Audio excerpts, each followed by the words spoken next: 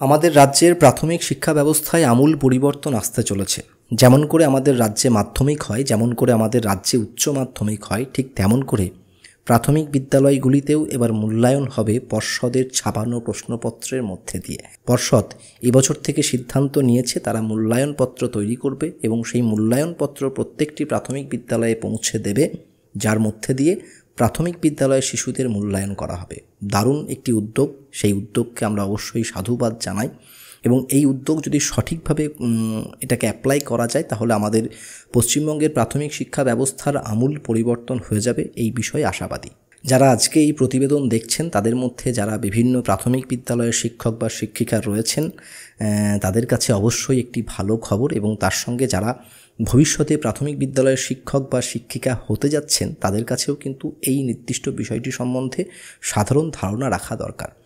এতদিন যাবৎ আমরা জানি যে প্রত্যেকটি প্রাথমিক বিদ্যালয়ে সামেটিভ ইভ্যালুয়েশন হয়, বছরের 3টে পার্বিক মূল্যায়ন, যেটা হচ্ছে জানুয়ারি, ফেব্রুয়ারি, মার্চ, এপ্রিল মাসে হয়, মে, জুন, জুলাই, আগস্ট মাসে হয় এবং সেপ্টেম্বর, অক্টোবর, নভেম্বর, ডিসেম্বর মাসে হয়। অর্থাৎ 3টে নির্দিষ্ট সময়ে পার্বিক মূল্যায়ন হয় শিশুদের, সামেটিভ ইভ্যালুয়েশন। এবং সেখানকার যে মূল্যায়নপত্র, এতদিন যাবৎ সেই মূল্যায়নপত্রগুলি বিভিন্ন বিদ্যালয়ের শিক্ষক শিক্ষিকা তারা নিজেরাই তৈরি করতেন এবং বাজার চলতি কিছু মূল্যায়নপত্র পাওয়া যায়। শুনতে অবাক লাগলেও এটা সত্যি যে সেই মূল্যায়নপত্র দিয়েও বেশ কিছু বিদ্যালয়ের পার্বিক মূল্যায়নগুলি কিন্তু হতো।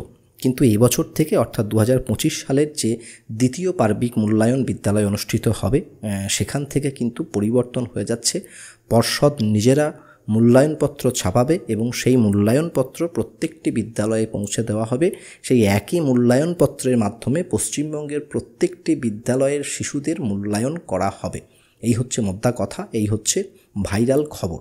এখন এই যে উদ্যোগ, এই উদ্যোগকে সাধুবাদ না জানিয়ে পারছি না, কিন্তু এখানে বিশেষ বিশেষ কিছু জায়গায় একটু দৃষ্টি নিক্ষেপ করার প্রয়োজন বলে আমার মনে হয়েছে। তাই আজকের এই ভিডিও, আপনারাও আপনাদের মতামত জানাবেন অবশ্যই যে আপনার কি মনে হচ্ছে এই নির্দিষ্ট বিষয়ে। দেখুন, যত ছেলে বা যত মেয়ে, যত ছাত্রছাত্রী প্রত্যেক বছর মাধ্যমিক দেয়, উচ্চ মাধ্যমিক দেয়, তার থেকেও কিন্তু প্রাথমিক বিদ্যালয়ে পাঠরত ছাত্রছাত্রীর সংখ্যা অনেক বেশি।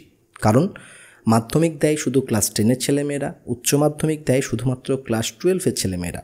কিন্তু এখানে প্রাথমিক বিদ্যালয়ের সকল শিশুদের মূল্যায়নপত্র পর্ষদ পাঠাবে, অর্থাৎ প্রাক প্রাথমিক থেকে শুরু করে 5ম শ্রেণী পর্যন্ত। তাহলে PP 1, 2, 3, 4, 5 6টি ক্লাসের মূল্যায়নপত্র তৈরি করতে হবে, যেটার পরিমাণটা কিন্তু প্রচুর।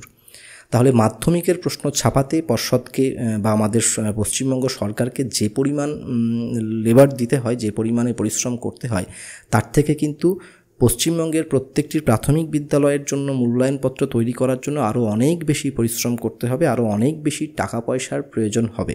এবং মাধ্যমিক হয় বছরে একবার, কিন্তু পশ্চিমবঙ্গের প্রত্যেকটি প্রাথমিক বিদ্যালয়ে পার্বিক মূল্যায়ন হয় বছরে 3বার।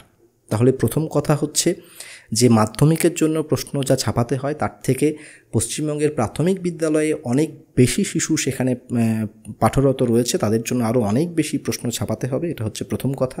আর দ্বিতীয় কথা হচ্ছে মাধ্যমিক বা উচ্চ মাধ্যমিক যে কোনো একটি ক্লাসের হয়, কিন্তু প্রাথমিক বিদ্যালয়গুলিতে বর্তমানে 6টি শ্রেণীকক্ষ রয়েছে। কাজেই প্রচুর প্রচুর প্রচুর প্রশ্নপত্র কিন্তু ছাপতে হবে এবং সেগুলিকে দায়িত্ব করে প্রত্যেকটি বিদ্যালয়ে পৌঁছে দিতে হবে। এটা একটা বিরাট কর্মকাণ্ড। এখন এই বিরাট কর্মকাণ্ডকে পর্ষদ কীভাবে মোকাবিলা করে সেটাই দেখার। তবে আমরা আশাবাদী যে যা কিছু হবে সেটা ভালোই হবে। আফটারঅল মানুষের ভালোর জন্য, শিশুদের ভালোর জন্যই তো পর্ষদ এই পদক্ষেপ নিয়েছে।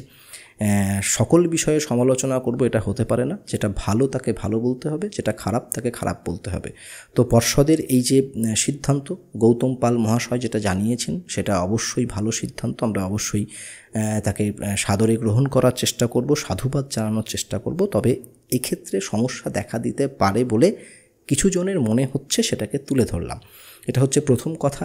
আর দ্বিতীয় কথা হচ্ছে, যেহেতু একই মূল্যায়নপত্রে পশ্চিমবঙ্গের প্রত্যেকটি শিশুর মূল্যায়ন করা হবে, তাই পশ্চিমবঙ্গে যত প্রাথমিক বিদ্যালয় রয়েছে সেই সকল প্রাথমিক বিদ্যালয়ে একই দিনে মূল্যায়ন করতে হবে।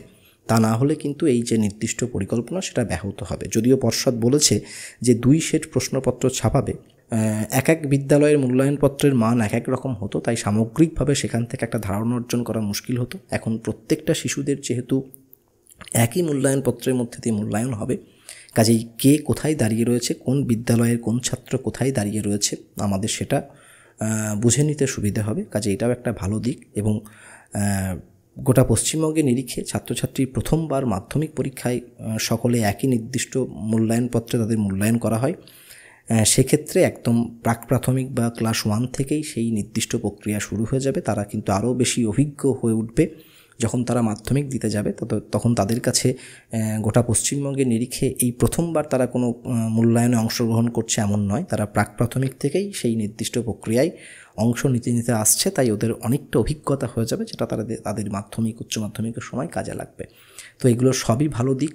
এখন যদি খারাপ দিক কোনো কিছু খুঁজে বের করতে চাই, তো পর্ষদের এই নির্দিষ্ট যে উদ্যোগ, সেখানে খারাপ দিক কিছু আছে বলে আমার মনে হয় না, সবটাই ভালো দিক। তবু আপনাদের যদি কিছু মনে হয় সেটা অবশ্যই কমেন্ট করে জানাবেন।